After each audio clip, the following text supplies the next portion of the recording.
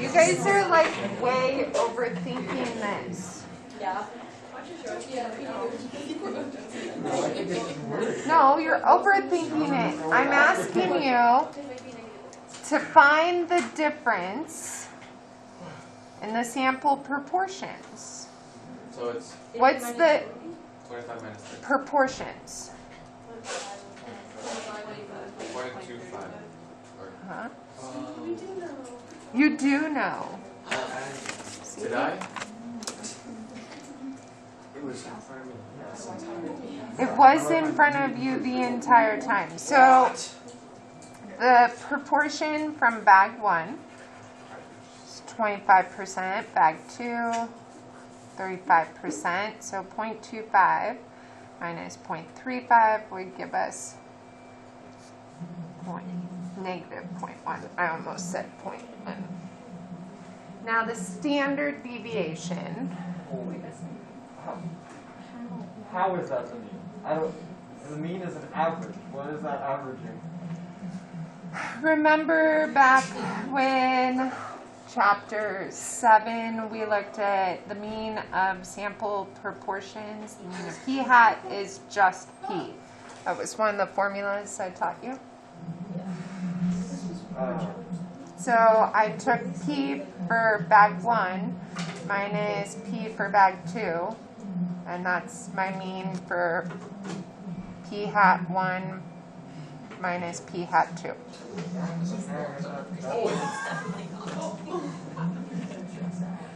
Oh, sorry. There we go.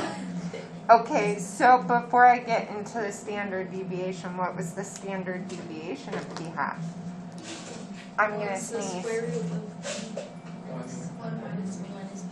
Square root of p times 1 minus p divided by n. Ugh, I hate when my square root is shorter than my fraction. Sorry.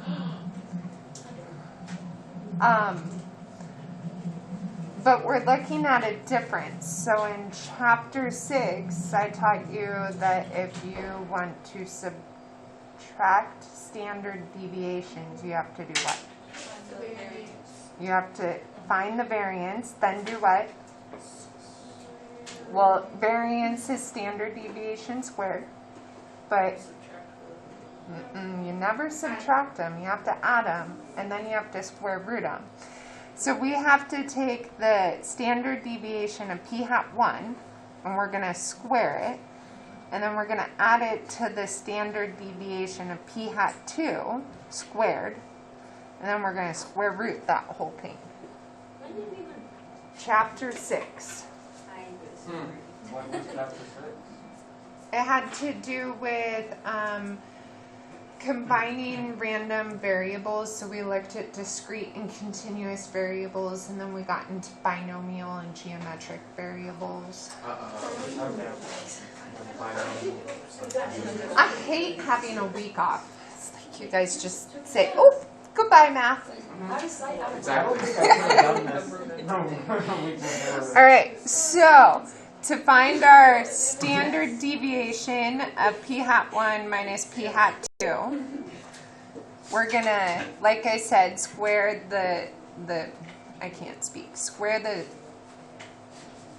I wanted to say square the square root, and so I stopped myself. I want to square the standard deviation for p hat 1, which means, oops, I forgot my parenthesis. I need to use that formula. So for p hat 1, we're working with 0.25 for p, and then each bag has, we take an SRS of 50 crackers, so that's n. So we're going to take the square root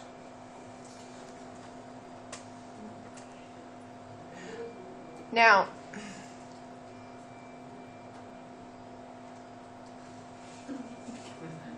I want to skip a step, but I shouldn't do that to you guys. So we're going to do the standard deviation of p hat 1. So we have the square root of 0.25. And then we have 1 minus 0.25, which is 0.75, right? And then our sample size was 50. See, and this was the part I wanted to skip. Because what happens when I square that? Sorry, say it loud. Yeah, it gets rid of the square root. And that's where I hesitated because I didn't want to put the square root because you guys see a square root under a square root and you get all like, that's complicated. But it really isn't because the square root and the square are under each other. So then we're going to add it to the standard deviation for p hat 2, which we're using 0.35. But since I put the square root on the first one, I'm going to put it on this one as well. And 1 minus 0.35 is 0.65, 50 for our sample size, and that's going to be squared. But when I type it into the calculator, I'm not going to do the squaring the square root. Where's my calculator?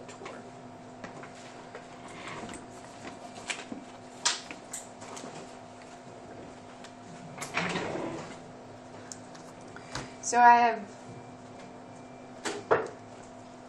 like Michelle pointed out, this square root and that square are going to undo each other. So I'm just going to do 0.25 times 0.75 and then divide by 50. So that's my first one. I have 0.00375 and I'm going to add that to 0.35 times 0.65 divided by 50, which is 0.00455. And then once I add those together, I'll square root them. You guys were going to let me make a mistake?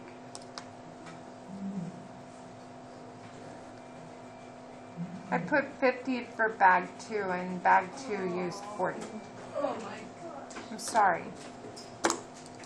I am human too, you know. Thank you. Is that 40? Yeah. Divided by 40. So, ugh, that's an uglier fraction, but whatever. 5, 6, 8, 7, 5. Plus 0.00375, and then we square root that guy. And we get 0.097 for our standard deviation.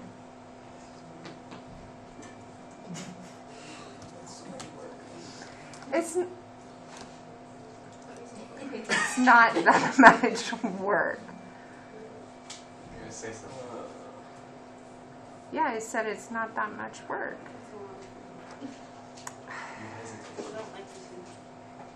Did you say you don't like this unit already? You're like, forget this unit. Alright, so then what's the probability that p hat 1 minus p hat 2 is less than or equal to negative 0.02? 0.097. That's our standard deviation. You're killing me, Hayden. What were you going to say, Maddie? Nothing. Don't you have to do normal CDF? We do have to do normal CDF. So we're going to find the probability that clues us into the fact that we're going to use normal CDF. So we're going to, I didn't give us much room, sorry. We're going to try and fit in a normal curve here. Stop with all the size and... Nate? Yeah, what does CDF stand for again? Cumulative distribution function. No. Wait, what's the difference? Cumulative, yeah, distribution function. What's the difference in what you use CDF and PDF for again? With normal, we don't use PDF. With binomial and geometric, we would use PDF when you were asked to find like the probability that x was an exact x value, like x equals 3. That's a PDF. CDF is cumulative, so it's less than or greater than. But with normal, we only ever use CDF. We don't use normal PDF.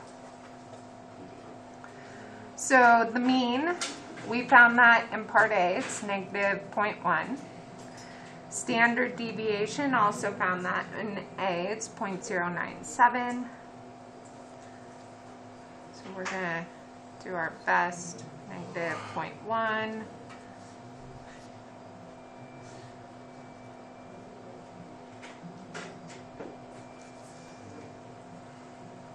And we're looking at negative 0.02.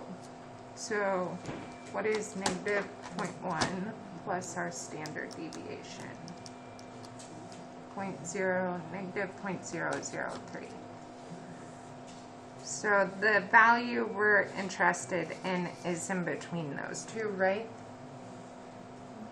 So I'm just going to label that one instead of all the others.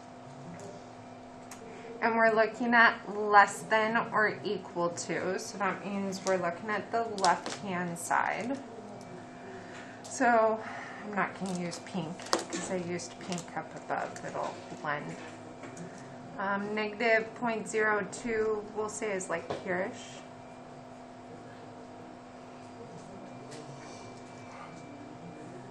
.02. We're looking at less than, so that's everything to the left. And like Hannah said, we're going to use normal CDF. What's our lower bound going to be?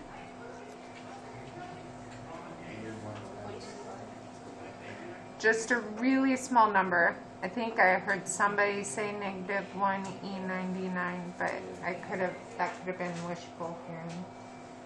What's the upper bound? Negative 0.02. Mean? Negative 0.1. Thanks, Hayden. And the standard deviation? 0.097. Thanks. See? This is all stuff we've done before. What do we get when we put that in the calculator? Please. I'm sorry, say it again. 0.795. Thank you, Maddie. Any questions before we look at C? So based on what we got in Part B, would we be surprised if the difference in the proportion of red crackers in the two samples was equal to negative 0.02? Yes. Why do you guys say yes? It's not even close to that. Negative 0.0. What do you mean it's not close to it? It's a probability. And it's positive. Okay, this isn't a probability. This is a difference between the two. Cheyenne? Well, yeah, there's a 79.52 probability that doesn't. So I would say maybe surprised. That you wouldn't be surprised? Okay. I would agree with your thought. There's, as I'm going to paraphrase it as best I can, 79.5% chance that we have a difference of negative 0.02 or smaller.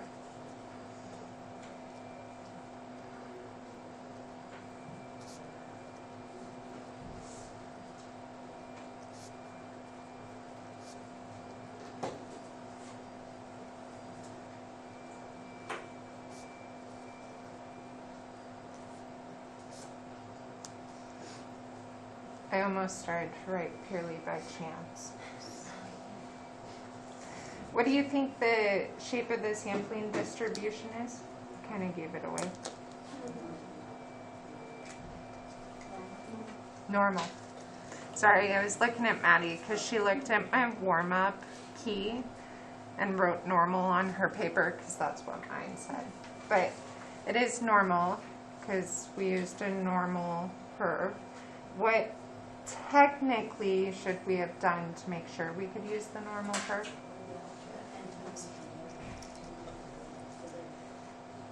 We should have checked that n times p is greater than or equal to 10. I forgot the word checked. Should have checked. And that n times 1 minus p is greater than or equal to 10. And that would have for sure showed us that it's normal. which we will be doing in our problems today. So I'm not going to worry about it right now. Can I flip?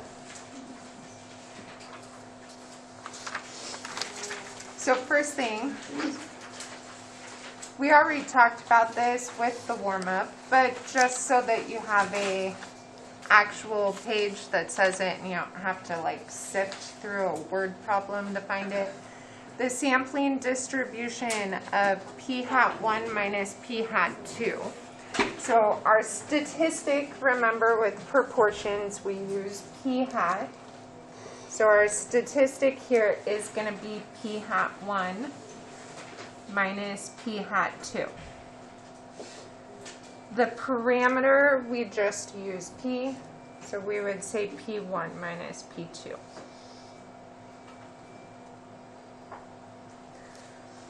Oops. Like we saw in the warm-up, the mean, remember the mean of p hat is just p, so the mean here is just going to be p1 minus p2, like we did in the warm-up. The standard deviation, I cracked myself up. There's no way I can put it on that line. So I'm going to write it below. It was that we square the actual standard deviations, but like Michelle pointed out to us, that means our square roots from the standard deviation formula go away.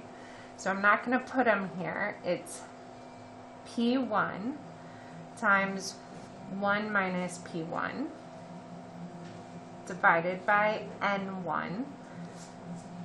And then we don't ever subtract variances, we only add them. So we're going to add P2 times 1 minus P2 divided by N2.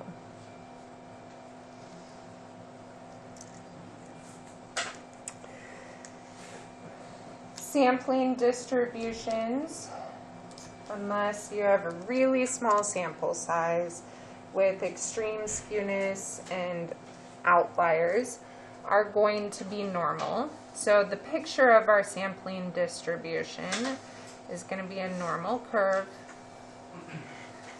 That is the tallest normal curve I've ever drawn. I don't know what happened.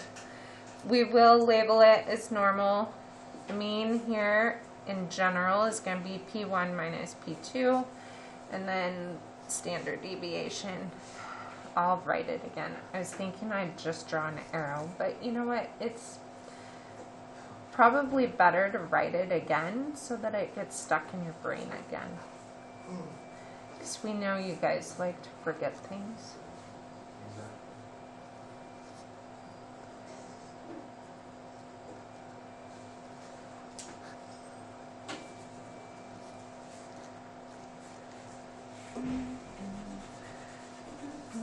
I really don't know why my curve is so tall. Sorry. I do know why. I'm out of practice of drawing them. At least it's not one of these that I see you guys draw. That is not normal at all. Hayden's looks just like that, except for bigger. All right. So like I said, we covered that in the warm-up, but it's nice to have it on a separate little note sheet so that you don't have to sift through the word problems and the numbers from that problem. So chapter 10, like I said, is really chapter 8 and chapter 9 together. Today we're going to be looking at proportions, obviously, because that's what I reminded you of. We're going to look at a confidence interval for the difference of proportions. Next time we'll look at a significance test for the difference of proportions. Then we'll switch to means and we'll do confidence intervals for the difference of means, and then we'll do a significance test for the difference of means. You know how to do a confidence interval. You know how to do a significance test, whether it's the proportions or the means. The only thing that changes is we're looking at the difference of two samples. So, first one we're going to look at says that I believe a higher proportion of math students do their homework at North than at South. Because you guys are better than kids at South. All right, so to test my theory, I selected a random sample of 150 students from North. Of the 150 students, 114 report doing their math homework. Notice I didn't ask you guys. Took you a minute. I didn't ask any of my classes. For some reason, you guys don't like to do my homework. On the same day, I selected a random sample of 100 South students. 62 of them did their math homework. We're going to construct and interpret a 95% confidence interval for the difference between the proportion of North and South students that do their math homework. Construct and interpret. That means what? State plan do conclude.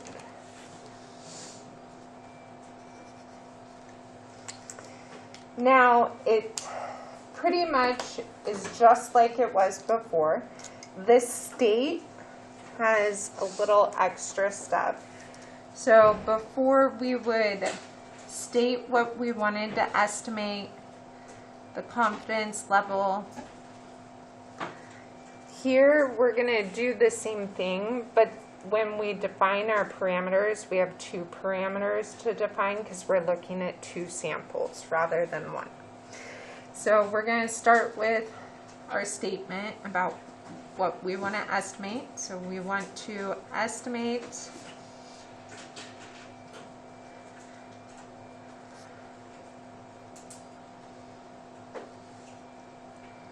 the true, and then I'm literally going to steal from the problem. I want to estimate the true difference between proportion of North and South students that do their math homework. I'm going to use abbreviations because, like you know, I am lazy when it comes to writing things. So the true difference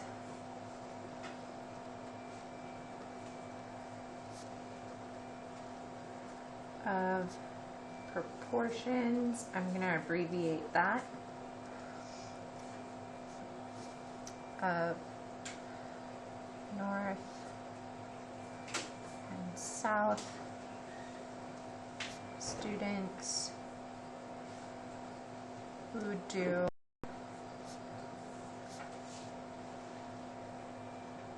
their math homework. And then we just need to put at what confidence level, at 95% confidence. So very similar to what we would say before. Biggest thing is we're estimating a difference. Then we had to define our parameters. Now here you need to be careful because we do look at it as P1 minus P2. In this one, it tells us that we want to find the difference between North and South students. I read that as I should take North minus South. Does that mean you would get the wrong answer if you did South minus North? No, they should be about the same. I'll show you. I'll mess with it in the calculator. I'm not going to write it out separate. I'm going to do North versus South. It should just change the signs. But if you think it's specifying a certain way, go with that way. I don't know if I'm making sense. It doesn't technically say North minus South, but the way I read it, to me, it's implying it should be North minus South. So that's the way I'm going to do it. So I'm going to define P1 as the true proportion of North students who do their math homework.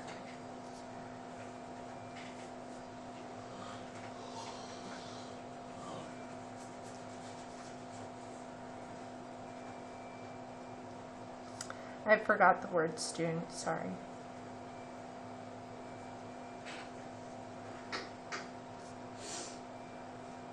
And that means P2 is the same, except for it's South students who do their math homework.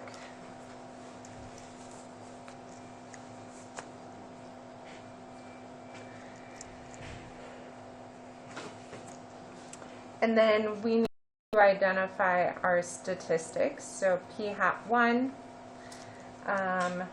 that was, I took a sample of 150, 114 said they did their homework. Say that again? 376.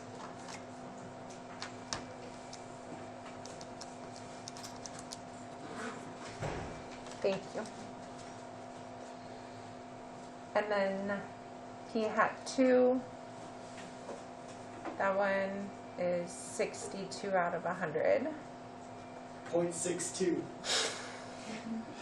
Thanks, Hayden.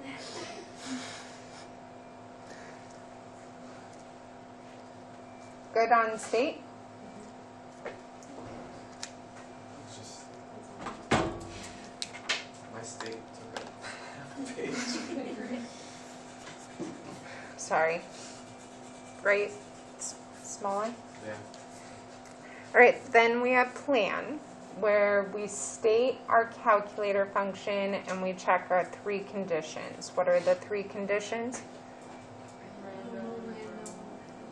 Random, normal, independent. You guys started out strong and then you're like random, normal.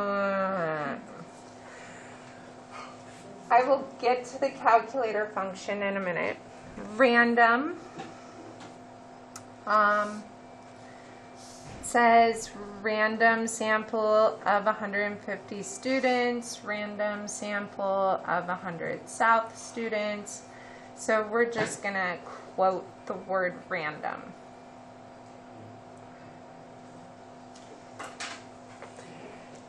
Now here's where the normal part gets less fun.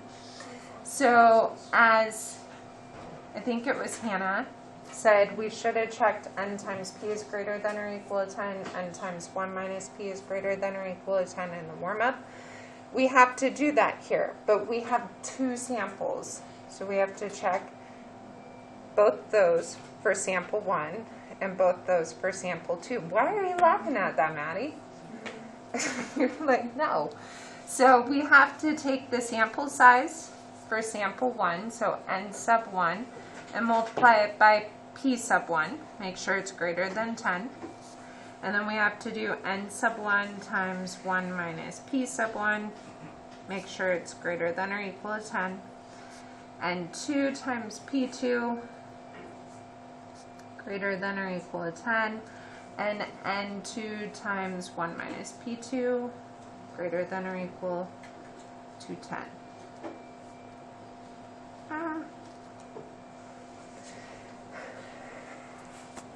N1 times P1. How many North kids did their homework? 114. And that's greater than 10. Then N1 times 1 minus P1 would be all the North kids who didn't do their homework. Thanks, Cheyenne. 150 minus the 114 who did it, so 36. South kids who did their homework, 62, and the number of South kids who didn't do their homework. Thank you, Cheyenne. Any questions on normal? Then we have to check independence, which is what? What's the thing we check? Little n1 times 10 is less than big N1. Yes. You said it different than I write it, but pretty much. So sample size from north is less than or equal to 1/10 of the population at north. And then the sample size from south, less than or equal to 1/10 the population at south. I took 150 from north, which, like Hayden said, we end up multiplying by 2. So is 1,500 less than the population here at north? Yeah. Yeah, we have about 1,700 students currently enrolled. South, I took a sample of 100, so when I multiply by 10, I get 1,000. And South actually has 80 students more than us. It means they get 3 more teachers than us. It's the weirdest thing ever. So we have more than 1,000 at South. Good on plan. Oh wait, I almost forgot. Calculator function. Before, when we did a confidence interval for proportions, what was the calculator function called? Something int. One prop z interval. Oh, yeah. Are we working with one prop? No. No, we're working with 2. So now it's called 2 prop z int. 2 prop. 2 prop. Oh yeah, but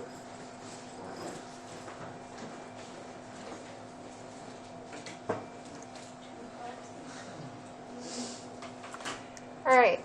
Now to make sure I have space, I'm gonna kind of do the do over here and leave.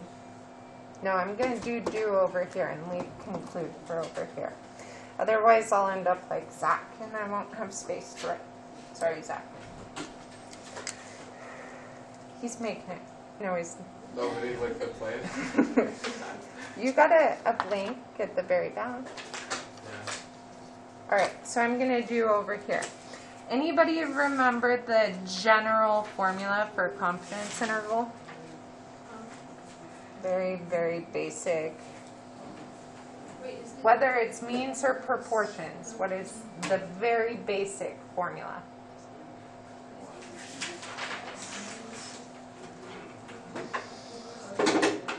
yeah. Plus or minus, we got that. 2 standard deviations. It's like a star.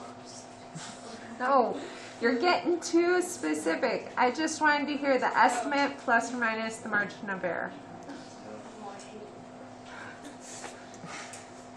Now we're going to get a little more specific. So our estimate is going to be our p hat 1 minus p hat 2.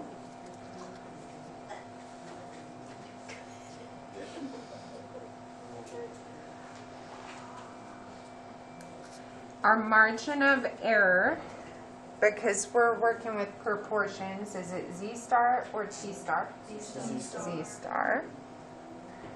And then it's multiplied by the standard deviation, which is that long, hideous formula. But we're going to write it. Just the more you write it, the more it's going to get in your head. So we're going to have the square root. Now this time, because we're working based off our estimate, we're going to use p hat 1 times 1 minus p hat 1 divided by n, 1, plus p hat 2 times 1 minus p hat 2 divided by n2.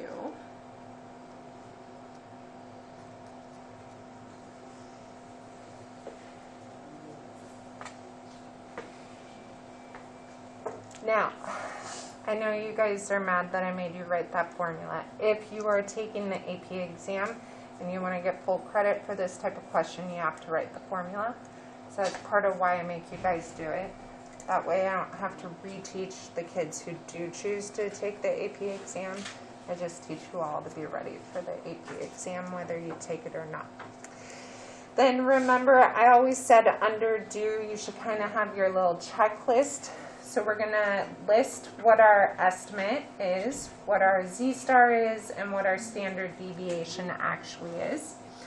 So our p hat 1 minus p hat 2. P hat 1 is 0.76, p hat 2 is 0.62. So when we subtract, we get 0.14.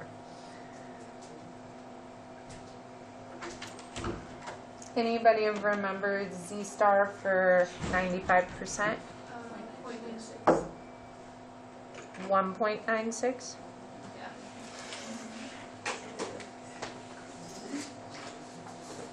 I believe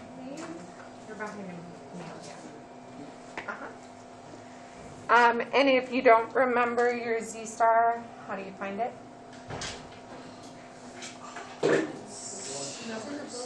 Inverse norm. No. We'll just put a note up here. Z star, if you can't remember, 95 is the most common, so I thought maybe some of you would remember, which you did. But if you can't remember it, you do inverse norm. And you have to, the newer calculators prompts you, but it's the area, and then you leave your mean as 0 and your standard deviation as 1. The biggest thing is your area, is your confidence interval plus one of the tails. So it would be, in this case, 0.975, because we have to add a tail.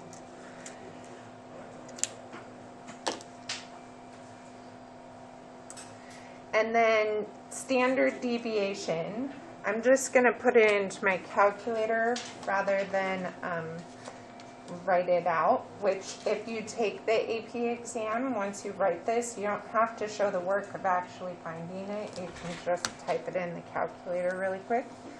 So p hat 1 is 0.76, which means 1 minus p hat 1 is 0.24.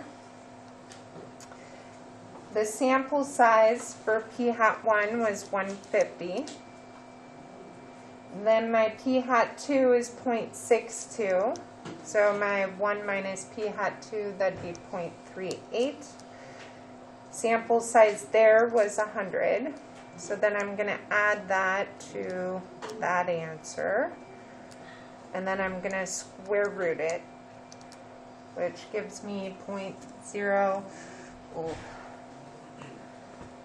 We'll just go with 0.06, because if I round, yeah, we'll go with 0.06. So standard deviation for p hat 1 minus p hat 2, am I off the screen? Okay, good, 0.06. Everybody have a calculator, so when I show you the calculator function, we're all good? So 2 prop Z interval, we're going to go into stat, you're going to go over to test just like before. We'll get to the 2 prop Z test tomorrow. For this one you have to scroll down and it's B, 2 prop Z int.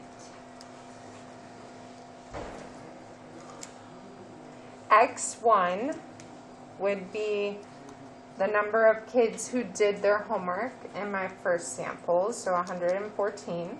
N1 was 150. X2, that'd be the number of kids who did their homework in the second sample, divided by that sample size. Confidence level, we're working with 95%, and then I would hit calculate. And I get 0.0229 to 0.2571.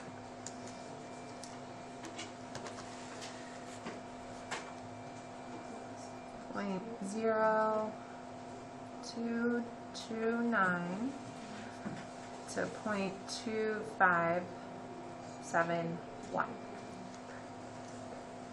Any questions?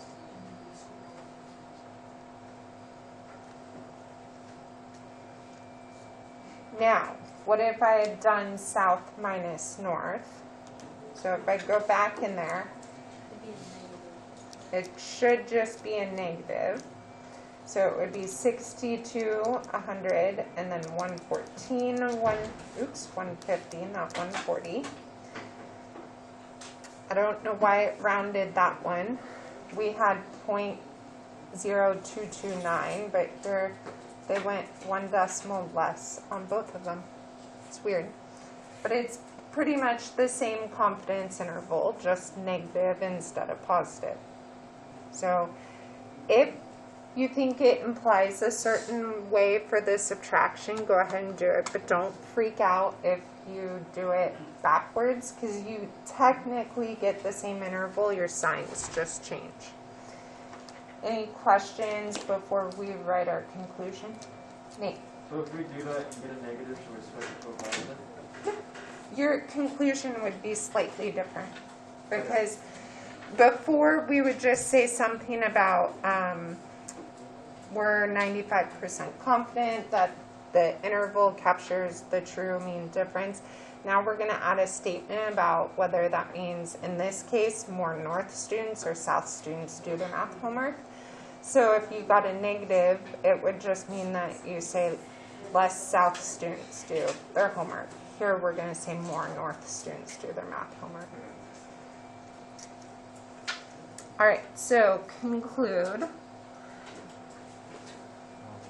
So, like I was saying to Nate, we're going to start with that same sentence. We just have to add an extra sentence here, but we're going to say we are 95% confident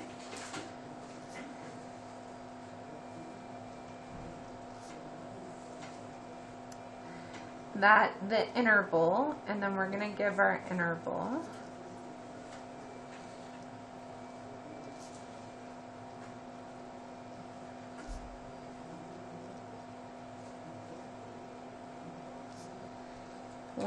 .0229, so 0.2571, captures the true difference, and this, again, you're just pulling straight from the actual problem. The true difference, I'm going to abbreviate the word difference here, proportions of North and South students who do their math homework.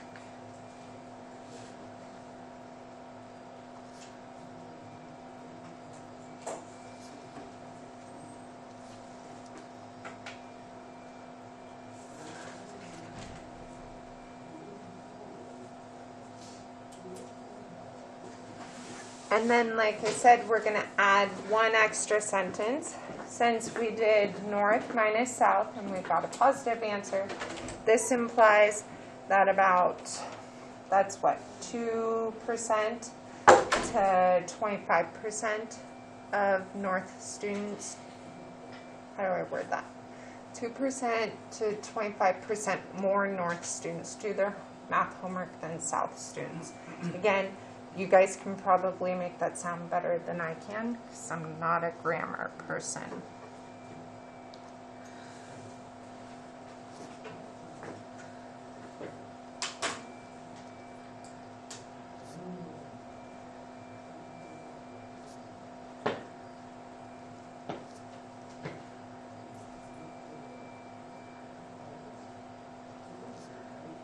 More North students do their math homework. And if you did the opposite and did South minus North and you got the negative, you would say that suggests that 25 to 2% less South students do their math homework. Again, I'm sure you guys can put it in a better sentence than me. I really am not the best with grammar. Sorry. Questions? Yes? Could you go over what you put in for the two proxy? Yeah.